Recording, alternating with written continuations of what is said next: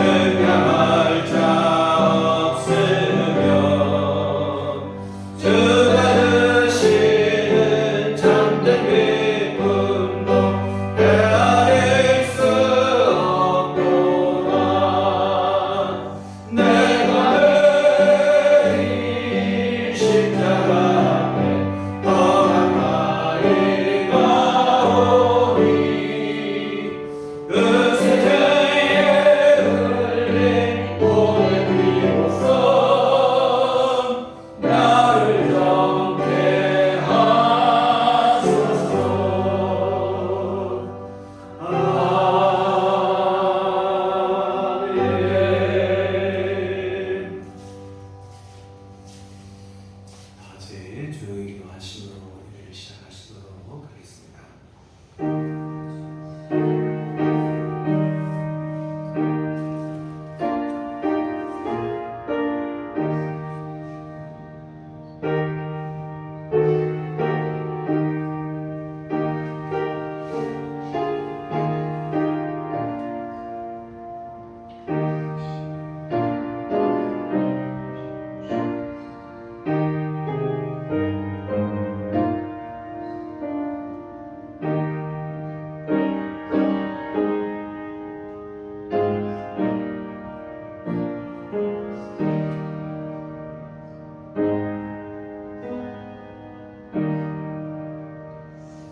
할렐루야. 여호와의 종들아 찬양하라. 여호와의 이름을 찬양하라.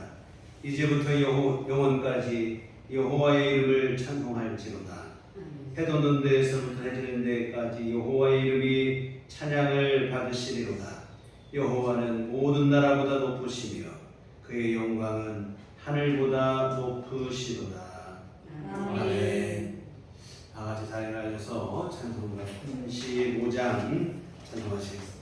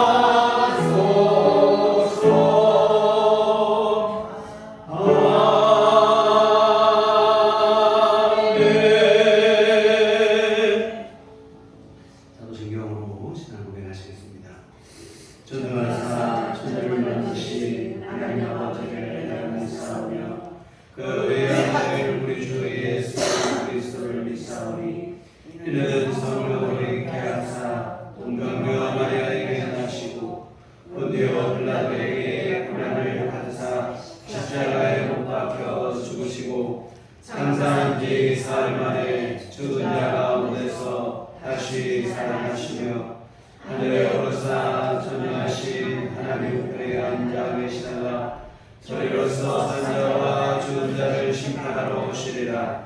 성경을 믿사오며 거룩한 공예와 성도가 서로 교통하는 것과 죄를 사하여 주시는 것과 몸이 다시 사는 것과 영원히 사는 것을 믿사옵나이다. 아멘. 성시교독은 교독 69번 이사야 40장 두 번째 말씀을 기록하시도록 하겠습니다. 너희는 눈을 높이 들어 누가 이 모든 것을 창조하였나 보라. 주께서는 수요일로 만상을 이끌어내시고 그들의 모든 이름을 부르시나니 그의 권세가 크고 그의 능력이 강함으로 하나도 빠짐이 없느니라. 야곱아 어찌하여 네가 말하며 이스라엘아 내가 이르기를 내 길은 여호와께 숨겨졌으며 내 송사는 내 하나님에게서 벗어난다 하느냐. 너는 못하였느냐 듣지 못하였느냐 영원하신 하나님 여호와 땅 끝까지 창조하신 이는 피곤하지 않으시며 곤비하지 않으시며 영천히 한이 없으시며 피곤한 자에게는 능력을 주시며 무능한 자에게는 힘을 더하시나니 소년이라도 피곤하며 곤비하며 장정이라도 넘어지며 쓰러지되 오직 여호와를 악망하는 자는 새 힘을 얻으리니 독수리가 날개치며 올라가는 것을 것이요 다른 백자라도 곤비하지 아니하겠고 걸어가도 피곤하지 아니하리로다. 아멘. 성경은 찬송가 1장입니다.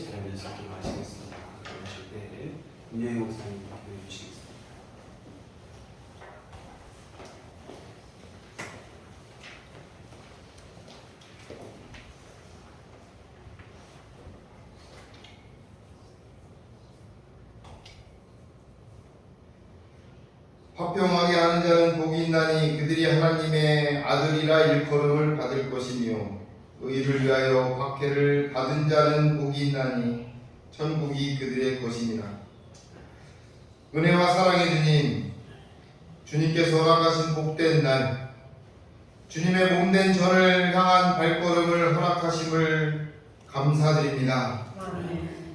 이 시간 주님 앞에 엎드리오니 세상에서의 죄악된 언행을 용서하시고 성령님 보내주셔서 깨끗함 없는 시간이 되게 하여 주시옵소서. 세상이 우리의 믿음을 갉아먹고 우리의 믿음을 업신여기며 주님의 사랑과 긍휼을 터부시하는 행태들이 가득하여지고 있음을 보게 됩니다. 하지만 이 시간 우리의 믿음은 오직 주님만을 바라보게 하여 주시옵소서. 세상은 전쟁의 소용돌이에 빠져 헤어나오지 못하고 생명의 소중함을 경시하는 가운데 있으며 또 자국민을 살리고자 전세계 모든 생명들의 공용의 바다를 오염시켜 세계인들을 대상으로 만행을 자행하며 반성없고 몰상식한 작태를 행하고 있는 이때 한 생명이라도 귀히 여기시며 살리기를 소망하여 이 땅에 오신 주님의 뜻에 역행하는 이들을 볼 때 울분이 쌓이고 화가 머리 끝까지 차오르지만 주님의 말씀 속에 길이 있음을 깨닫고자 합니다. 화평하게 하는 자는 복이 있다고 하시면서 하나님의 아들이 되는 복을 주신다는 말씀을 믿습니다. 모두가 화평의 복을 받기를 소원합니다.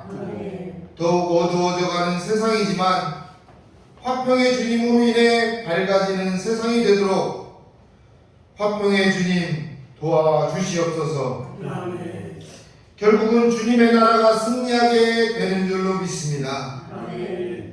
또 이를 위해 박해받은 자는 천국을 주신다는 말씀을 믿습니다.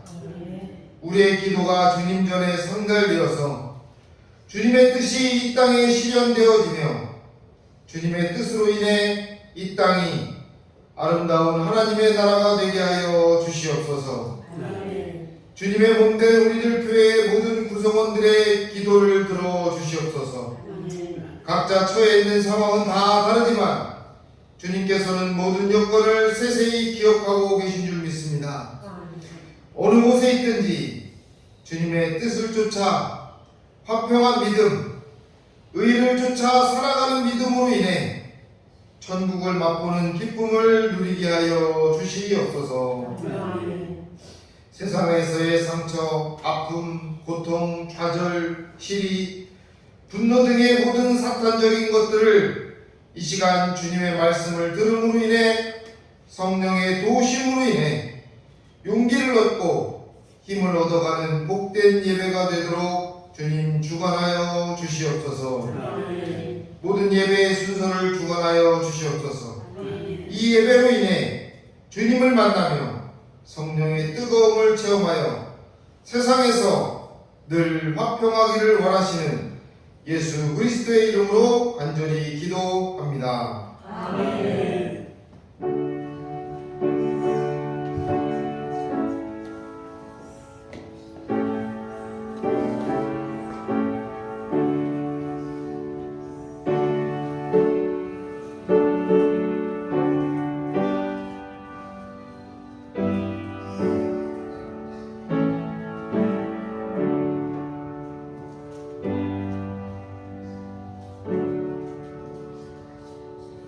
주님 가르치신 기도하시겠습니다. 하늘에 계신 우리 아버지여, 이름이 거룩히 여김을 하시오며 나라의 마옵시며 뜻이 하늘에서 이룬 것 같이 땅에서도 이루어지리라. 오늘날 우리에게 일용할 양식을 주옵시고 우리가 우리에게 죄지은 자를 사하여 준 것 같이 우리의 죄를 사하여 주옵시고 우리를 시험에 들게 하지 마옵시고 하나님께서 구하옵소서. 나라와 권세와 영광이 아버지께 영원히 있사옵나이다. 아멘. 이 시간 우리 계신 하나님 말씀 구약성경 사무엘상 15장 17절에서 23절까지 말씀 함께 읽도록 하겠습니다.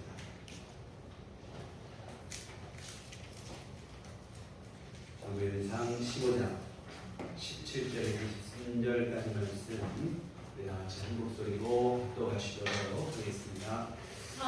사무엘이 이르되 왕이 스스로 작게 여길 그때에 이스라엘 기사의 머리가 되지 아니하셨나이까. 여호와께서 왕에게 기름을 부어 이스라엘 왕을 삼으시고 또 여호와께서 왕을 길로 보내시며 이르시기를 가서 죄인 아말렉 사람을 진멸하되 다 없어지기까지 치라 하셨거늘 어찌하여 왕이 여호와의 목소리를 청명하지 아니하고 탈취하게만 하여 여호와께서 악하게 여기시는 일을 행하였나이까. 사울이 사무엘에게 이르되 나는 실로 여호와의 목소리를 청종하여 여호와께서 보내신 길로 가서 아말렉 왕 아각을 끌어왔고 아말렉 사람들을 진멸하였으나 다만 백성이 그 마땅히 멸할 것 중에서 가장 좋은 것으로 길갈에서 당신의 하나님 여호와께 제사하려고 양과 소를 끌어왔나이다 하는지라.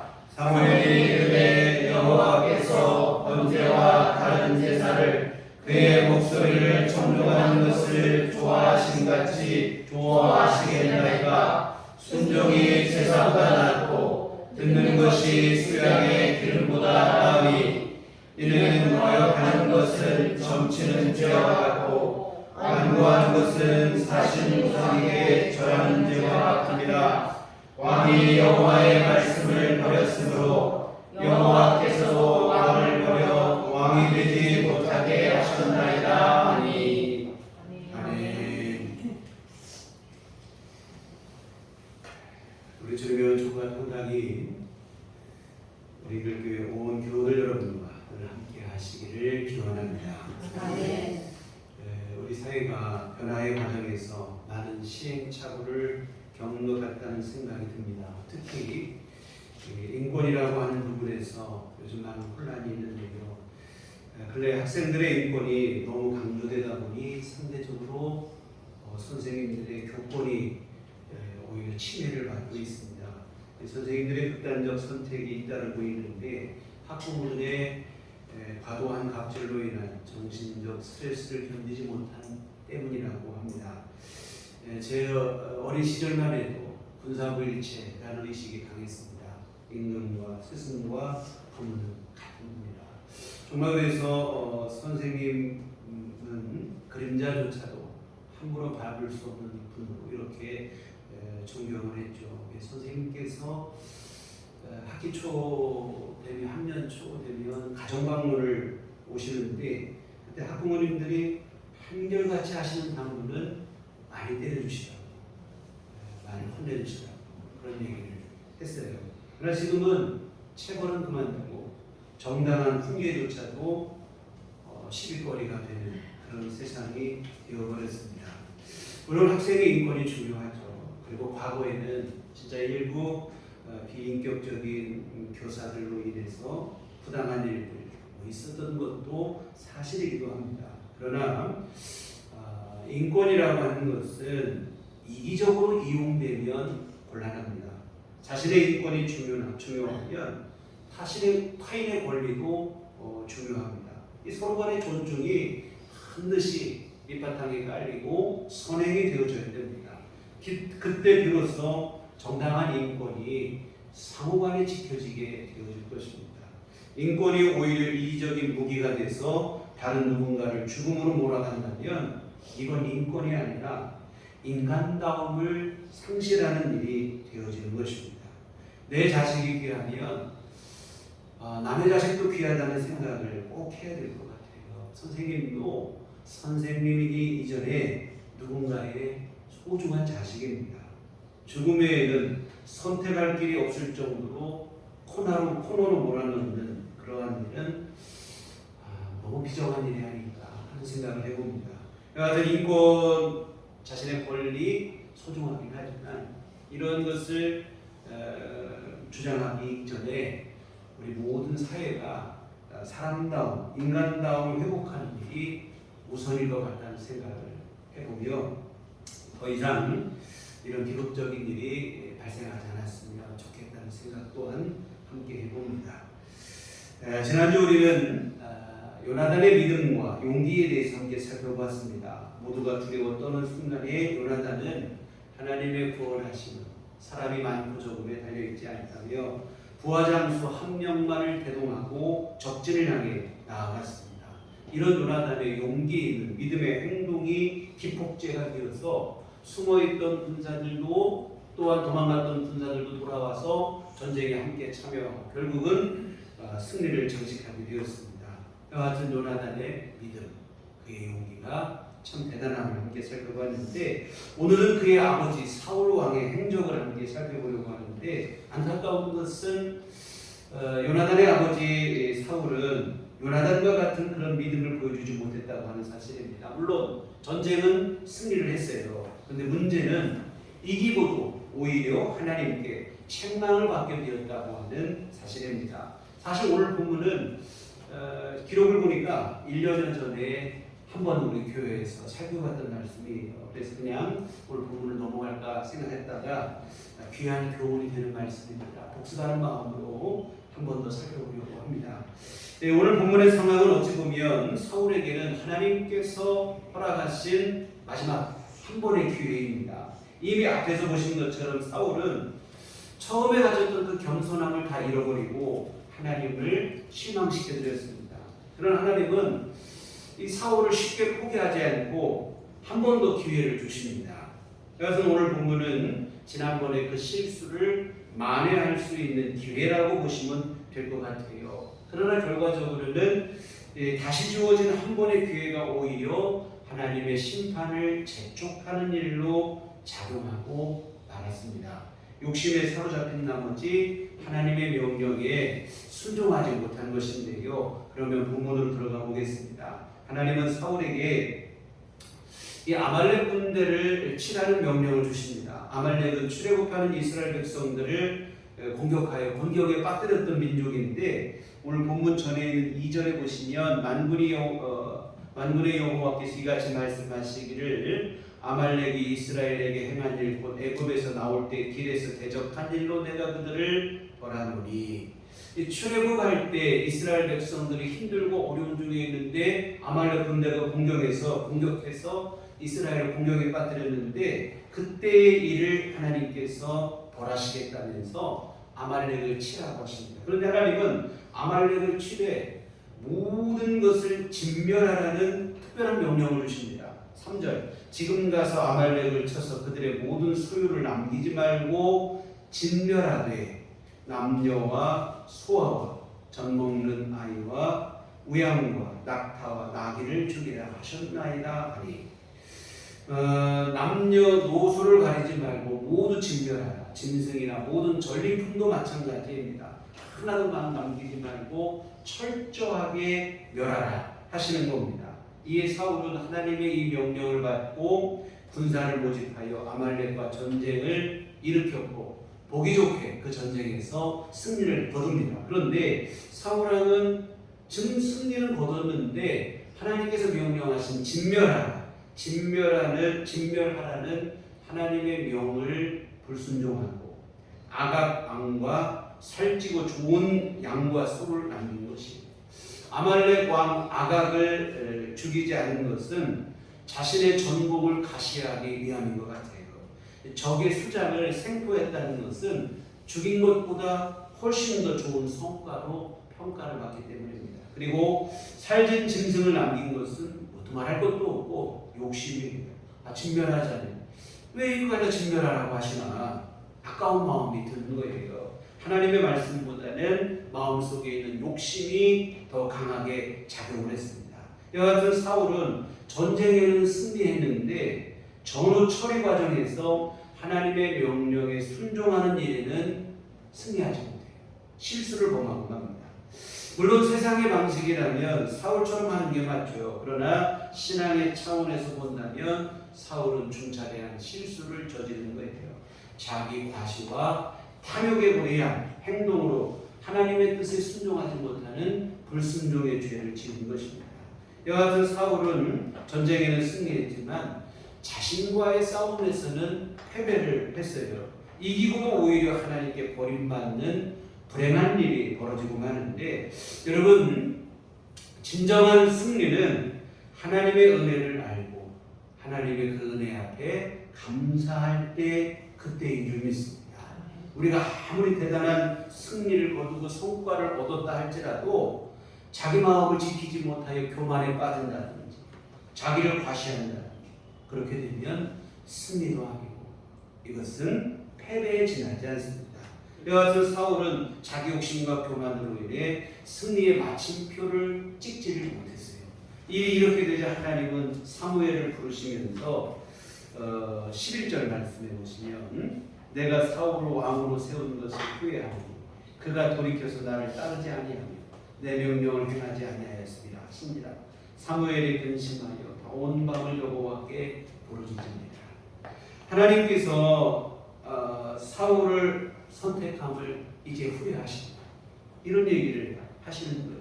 그가 처음에 겸손함을 다 잃어버리고 겸손했을 때 하나님이 그 겸손을 보고 왕으로 세웠는데 점점 처음에 그 마음을 잃어가고 있고 하나님께서 사울을 왕으로 그때 선택한 일이 후회가 된다. 이런 말씀을 하십니다.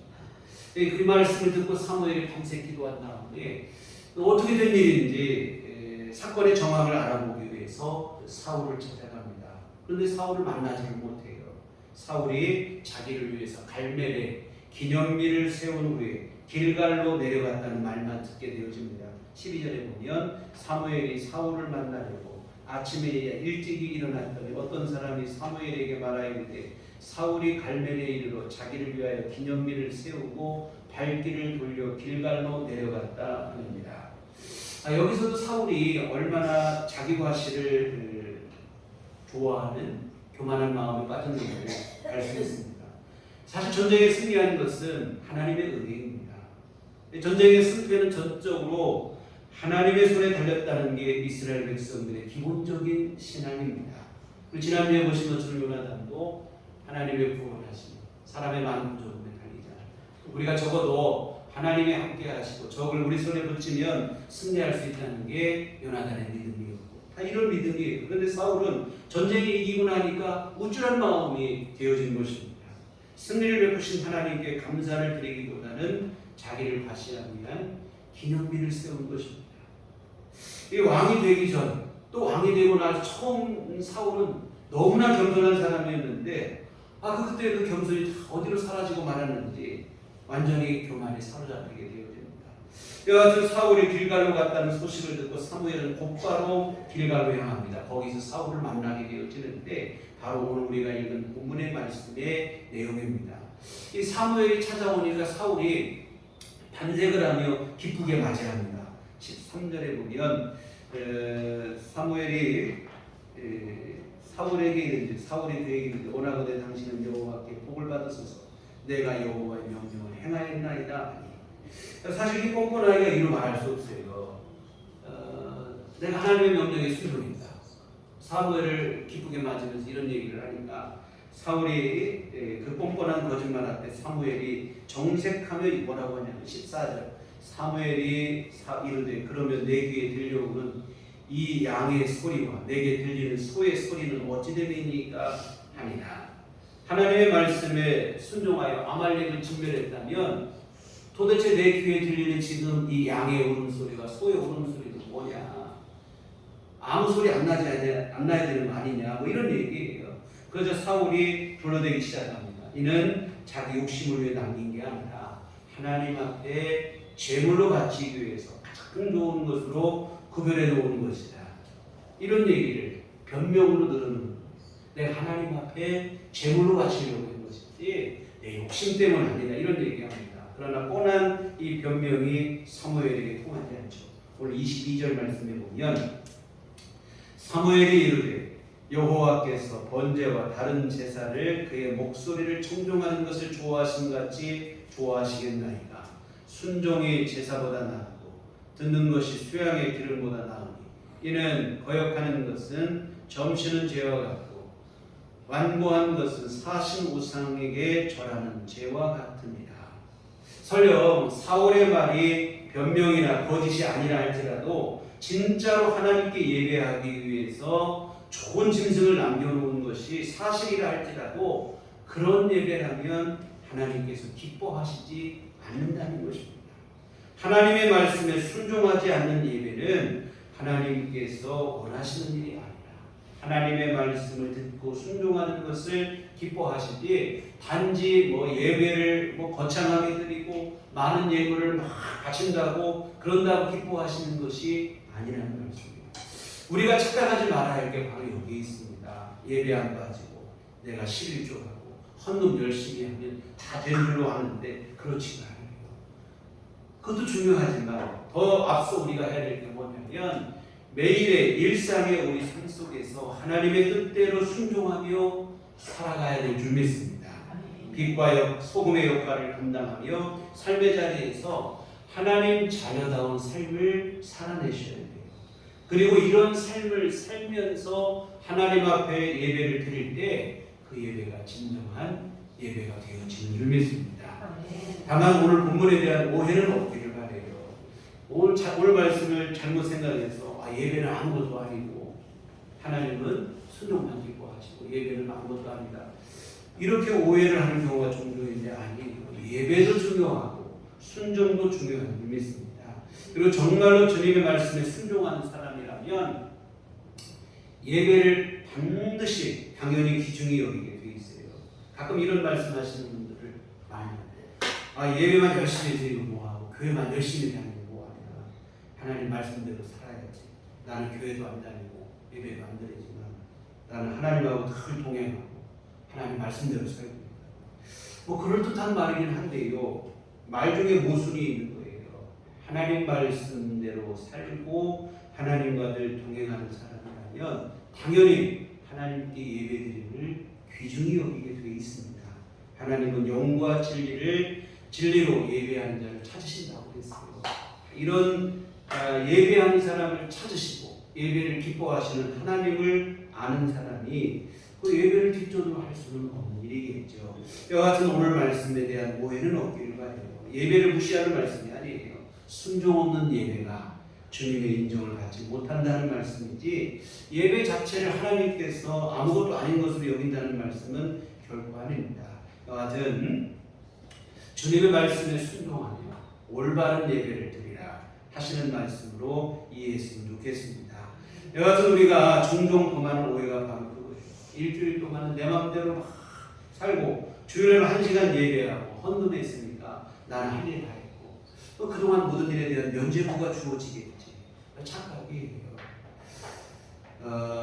오늘 말씀 23절을 다시 한번 보시면 이는 거역하는 것은 점치는 죄와 같고 완고한 것은 사신 우상에게 절하는 죄와 같습니다. 거역하는 것, 하나님의 말씀에 순종하지 않고 거역하는 것은 점치러 다니는 것과 똑같은 일이라는 거예요. 우리 무당 점쟁이 점 보러 다니는 거 있잖아요. 이거와 똑같은 일이고, 완고한 마음, 하나님 말씀 듣지도 않고 그냥 내 고집 성질대로 살아가는 것은 사신 우상에게 절하는 죄와 같다. 사신 우상 아니라 살아계신 우상, 이렇게 생각하시면 사신이라는 것은 살아계신이 아니라 한자예요. 간사한 신, 사악한 귀신, 이걸 말하는 거예요. 뭐냐면 우상가라는 미신이나 우상에게 절하는 죄와 같다. 이게 무슨 얘기냐면 하나님 말씀을 불순종하고 살아가는 것은 점치는 점 보러 다니는 것과 똑같은 일이고, 내 고집, 내 성질대로 하나님 말씀 불순종하고 살아가는 것은 우상에게 절하는 죄와 같다. 이렇게 얘기합니다. 그러면 오늘 본문 23절 지금 이 말씀을 22절에 대입하면 하나님 말씀에 순종하지 않고 드리는 예배, 이 예배는 예배가 아니라 오히려 우상에게 절하는, 점 보러 다니는 일과 비슷한 일이 될 수 있다는 얘기예요. 충격적인 말씀이죠. 순종 없는 삶, 하나님 앞에 순종하는 삶이 없는 예배는 오히려 하나님께서 가장 가증하게 여기는 우상 숭배와 똑같은 일이 될 수 있다는 말씀입니다. 우리가 매주 드리는 우리 예배를 점검해 봤으면 좋겠습니다. 우리 예배는 하나님께서 어떻게 보실까? 단지 여러분 예배를 안 빠지는 것만으로 만족하지 마시고 순종이 뒷받침되는 하나님께서 기뻐하시는 진정한 예배를 드림에 집중하시길 주님의 이름으로 부탁을 드립니다. 열왕기나 역대기, 이스라엘의 역사를 보시면 이스라엘이나 유다 백성들이 하나님 앞에 예배를 안 드려서 문제가 된 적은 별로 없어요. 항상 예배를 드렸습니다. 물론 완전 우상 숭배에 빠져서 예배를 안 드렸던 적도 있긴 하긴 하지만 대부분은 예배는 문제가 되지 않아요. 그런데 문제는 뭐가 문제가 되냐면 순종이 뒤따르지 못했다는 것입니다. 이사야 29장 13절 주께서 이르시되 이 백성이 입으로는 나를 가까이 하며 입술로는 나를 공경하나 그들의 마음은 내게서 멀리 떠났나니 그들이 나를 경외하고 사람의 계명으로 가르침 받았을 뿐이다. 하나님 앞에 마음이 멀리 떠났다는 거예요. 하나님 말씀에 순종하지 않고 입으로는 하나님께 예배를 드리고 찬송을 하고 하나님을 부르는데 마음으로는 하나님을 떠나서 하나님 앞에 순종하고 이런 게 뒤따르지 못하다. 결국 하나님은 뭐라고 말씀하시는가? 이사야 1장 11절 14절에 보면 여호와께서 말씀하시되 너희의 무수한 재물이 내게 무엇이 유익하뇨? 나는 수양의 번제와 살진 짐승의 기름을 배불렀고 나는 수송아지나 어린 양이나 순년 수염수의 피를 기뻐하지 아니하노라. 너희가 내 앞에 보이러 오니 이것을 누가 너희에게 요구하느냐? 내 마당만 밟을 뿐이니라. 헛된 재물을 다시 가져오지 말라. 분양은 내가 가증히 여기는 바요. 월삭과 안식일과 대회로 모이는 것도 그러하니 성회와 아울러 악을 행하는 것을 내가 견디지 못하겠노라. 내 마음이 너희의 월삭과 정한 절기를 싫어하나니 그것이 내게 무거운 짐이라.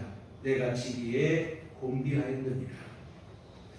무슨 얘기냐면 하나님께서 하시는 말씀이 너희가 예배로 모이는 것도 내가 이제 부담스럽고 너희가 드리는 제물도 이게 불편하다는 거예요. 열심히 모이긴 모였다는 거예요. 얼마나 제물을 많이 드렸는지 하나님이 너희가 드린 기름에 내가 이미 배가 불렀다는 거예요. 그러니까 예배를 안 드린 게 아니에요. 예배 열심히 드렸습니다. 헌금도 열심히 했어요. 그런데 하나님께서는 내가 너희의 정한 절기를 싫어한다는 거예요. 내게 뭐가 유익하냐? 기뻐하지 아니하노라. 내 마당만 밟을 뿐이다. 너희가 예배를 드리러 왔다 갔을 때 마당만 밟고 지나갔을 뿐이지 하나님의 마음에 아무런 감동이 없다 이 얘기입니다. 왜 그러는가? 바로 뭐냐면 월삭과 안식일과 대회로 모이는 것, 성회와 아울러 악을 행하는 것 때문이라. 예배 드리고 악을 해요. 하나님의 말씀에 순종하지 않아요. 이렇기 때문에 하나님께서 기뻐하지 않으십니다. 예배하는 자를 찾으실 만큼 예배를 기뻐하시는 하나님이십니다. 그렇기 때문에 잘못된 예배는 하나님을 더욱 실망시키시는 거예요. 하나님께서 귀하게 여기지 않는다면 잘되거나 잘못되거나 상관이 없을 거예요. 귀중히 여기시기 때문에 잘못된 예배에 실망이 크실 수밖에 없어요. 여러분, 우리가 별로 관심 없는 것은 잘돼 그만 아무 데도 그만이에요. 내가 정말 관심 있는 것은 잘못될 때 얼마나 실망이 있습니까? 하나님도 마찬가지입니다. 예배를 하나님이 기뻐하시니까 그 예배가 잘못될 때 하나님의 실망을 끄신 거예요.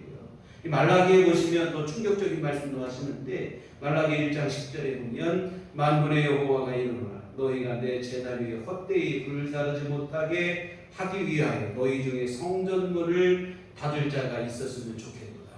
내가 너희를 기뻐하지 아니하며 너희가 손으로 드리는 것을 받지도 아니하리라. 무슨 얘기입니까? 예배드리러 못 나오게 예배당문을 좀 누가 잠가버렸으면 좋겠다. 하나님이 이 얘기입니다. 와서 가정하게 예배하는 것. 하나님이 옆부터 더 이상 보기 싫으니 너가 와서 문을 좀 아예 잠가버렸으면 좋겠다 하시는 거예요. 예레미야 7장 2절과 4절에도 보면 너는 여호와의 직문에 서서 이 말을 선포하이르기를 여호와께 예배하러 이 문으로 들어간 유다 사람들아 여호와의 말씀을 들으라. 너희는 이것이 여호와의 성전이라 여호와의 성전이라 여호와의 성전이라 하는 거짓말을 믿지 말라. 하나님께서 예레미야를 통해서 하시는 말씀이 뭐냐면 순종 없는 거짓 예배를 드리는 곳 더 이상 성전이 아니라는 거예요. 여기는 하나님의 성전이라 하나님의 성전이라는 거짓말을 믿지 말라. 더 이상 하나님의 성전이 아니라 사랑하는 성도 여러분, 순종 없는 예배는 오히려 하나님께 무거운 짐인데 버거운 것이 하나님께서 싫어하시는 가증히 여기시는 바가 된다고 하십니다.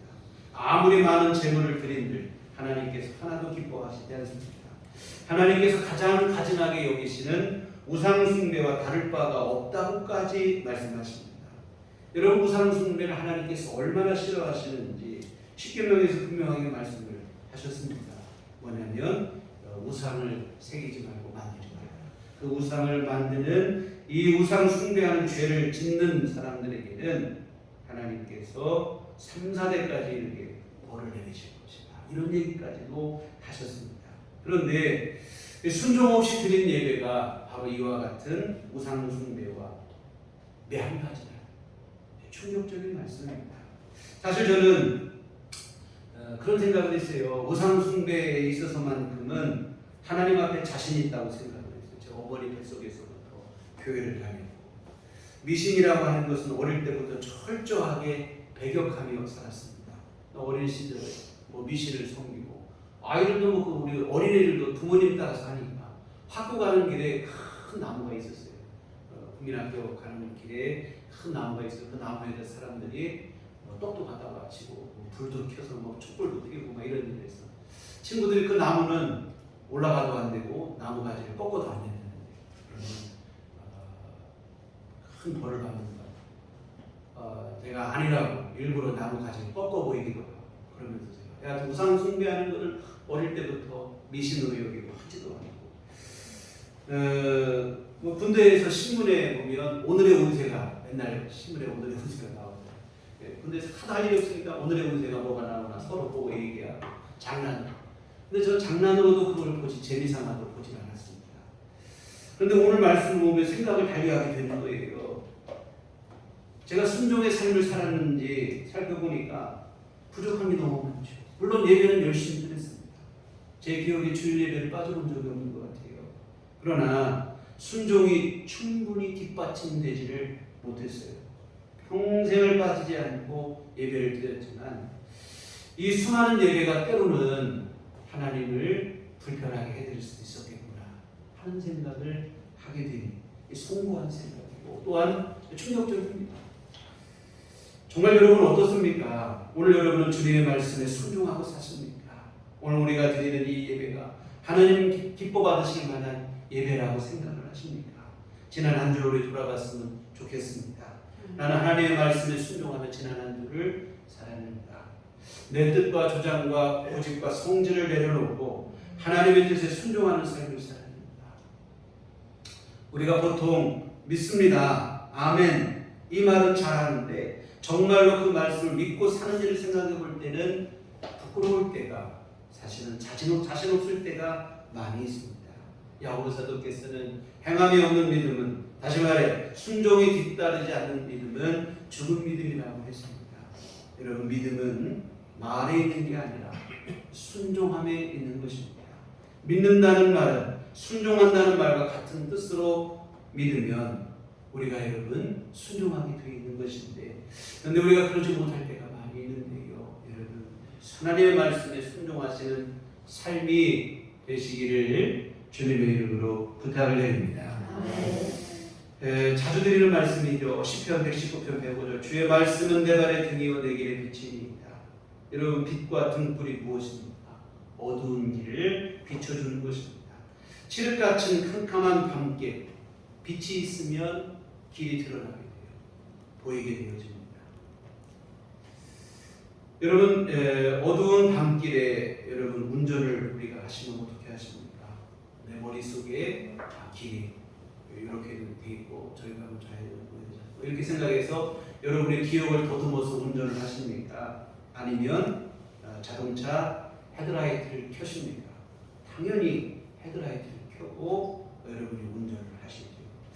캄캄한 밤에 집에 들어오면 여러분 제일 먼저 하시는 일이 뭡니까? 우리 집이니까 뭐 우리 집 손바닥 같이 한다고 그냥 여러분 막 다니십니까? 아니에요. 전기불부터 켜는 거예요. 여러분, 우리가 캄캄한 밤이 되고 캄캄한 데 들어가면 당연히 라이트를 켜고 불을 켜고 다 한다 이 말입니다. 여러분, 무슨 얘기입니까? 주의 말씀이 바로 그와 같은 존재라는 것인데, 쉽게 말하면 우리 인생길에 캄캄한 일을 만나실 때가 있습니다. 기가 막힌 일을 당할 때도 있죠. 이러지도 저러지도 못하고 진퇴양난에 빠질 때도 있어요. 그때 어떻게 하시겠냐 이 말이에요.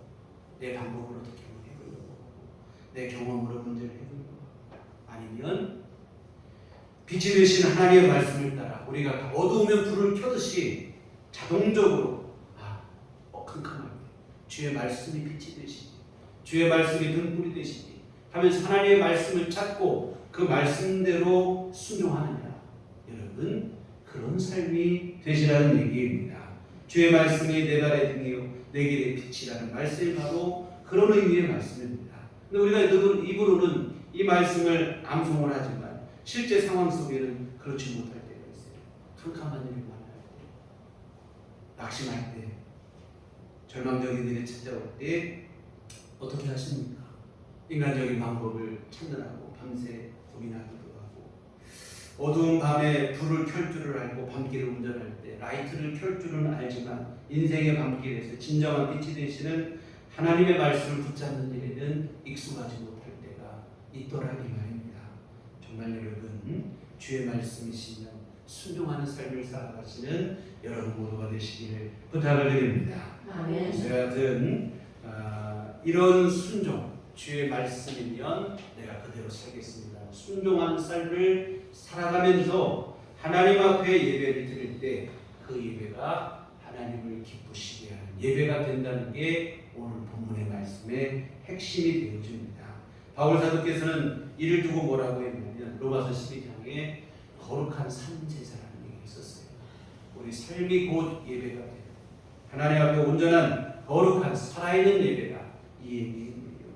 여러분의 일상의 삶이 곧 예배와 같이 되었으면 좋겠습니다.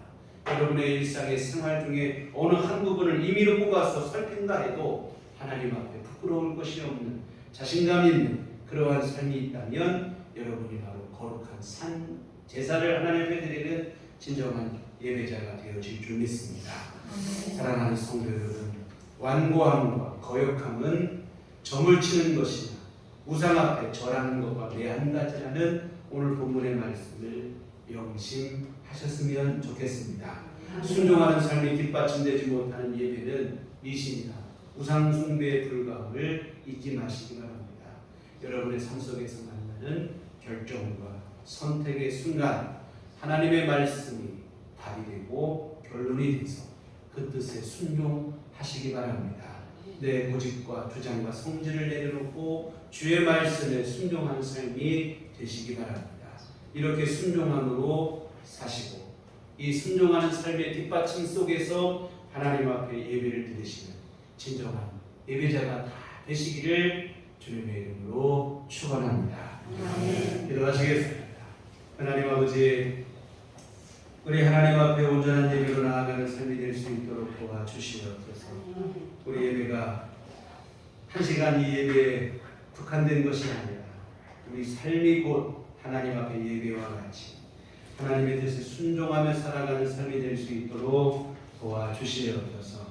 우리 삶의 모든 순간이 하나님을 높이는 하나님께 찬송이 되고 예배가 되는 그러한 삶을 살아가는 우리 모두가 될 수 있도록 주님 우리에게 더 큰 믿음을 허락해 주시옵소서. 예수님의 이름으로 기도했습니다.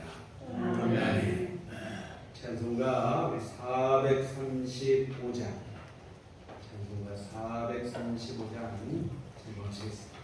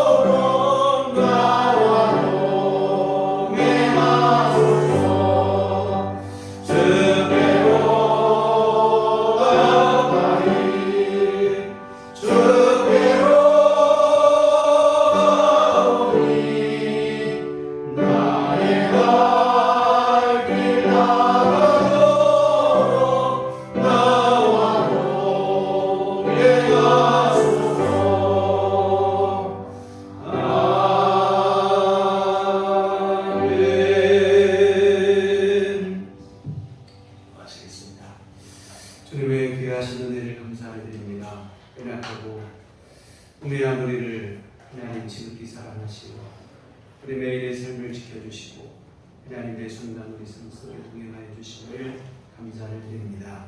아버지 하나님, 참으로 부족한 우리로 하여금 예수님을 알게 하시고 하나님을 아버지라 부를 수 있게 하여 주시어서 하나님의 은혜 속에 살아가게 하시고 하나님 자녀로서의 삶을 살아갈 수 있도록 인도하신 귀한 은혜 또한 감사를 드립니다. 오늘도 하나님께서 우리 안에 믿음을 주시어서 주 앞에 나와 함께 예배할 수 있게 하시고 성령님 우리 안에 보내주시고 하나님의 말씀을 들을 때 깨달아지고 믿어지는 은총을 내려주시니 감사를 드립니다.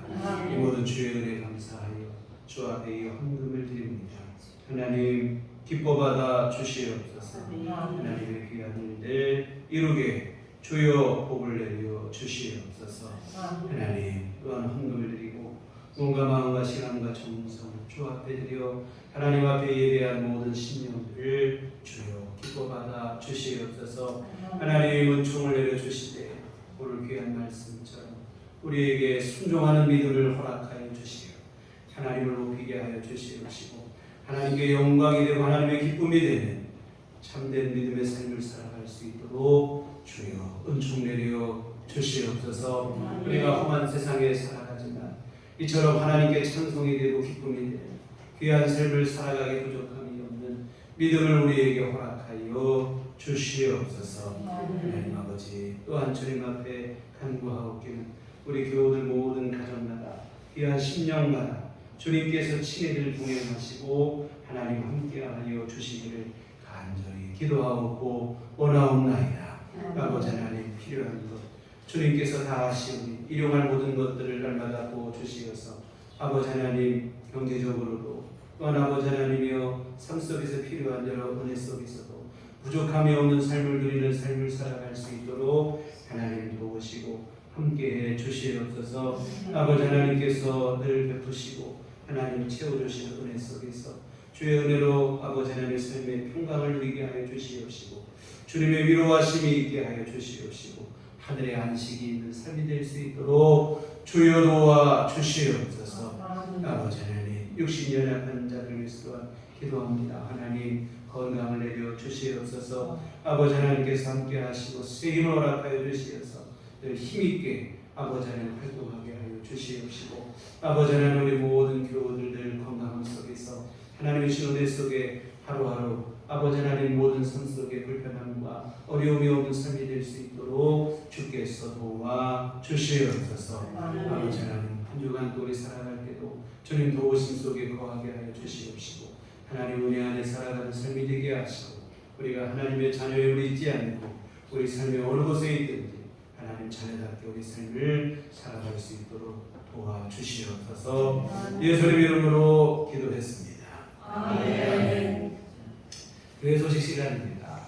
우리 한번 서로 인사하시고 주님만 바라봅시다. 오늘은 성교 헌금을 드리는 주입니다. 저쪽에 성교 헌금을 드리는데 복음의 씨앗을 심는 마음으로 함께 참여해 주시면 고맙겠습니다. 교회 밖의 집회와 성경고 참여를 포함하고 모두 교회 중심으로 건강하고 건전한 신앙 생활을 되셨으면 좋겠습니다. 좋은 날씨가 점점 다가오고 있는 것 같습니다. 차도 낮에는 그렇긴 하지만 아침에 들어오고 시원한 계절이 되겠습니다. 시원한 좋은 계절에 더욱더 기도와 말씀으로 우리 영혼을 살피는 그러한 삶을 여러분 집중하시는 삶이 되셨으면 좋겠습니다. 우리 다 같이 자리를 앉아서 서로를 축복하시면서 평안을 너에게 주노라 함께 찬양하시도록 하겠습니다.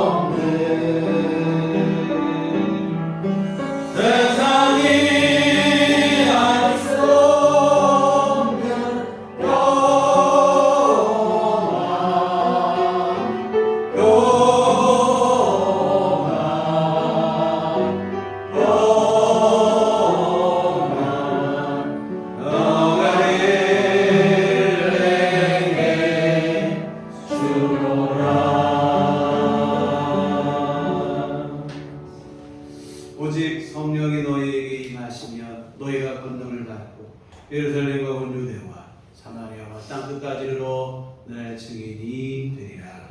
우리가 주의 증인이 되겠습니다. 이제는 우리 주 예수 그리스도의 구속의 은혜와 하나님 아버지의 극진하신 사랑하심과 성령님의 위로의 통역사 아마 충만하시니 주의 피로 세우신 우리들 교회 위에와 오직 주님 앞에 순종하는 삶으로 하나님을 높이고 주님의 기쁨이 되는 삶을 살기를 소원하는 주의 모든 자녀들의 심령 위에 가정과 일터와 삶 속에 지금부터 영원토록 함께 계시기를 간절히 축원하옵나이다. 아멘. 아멘.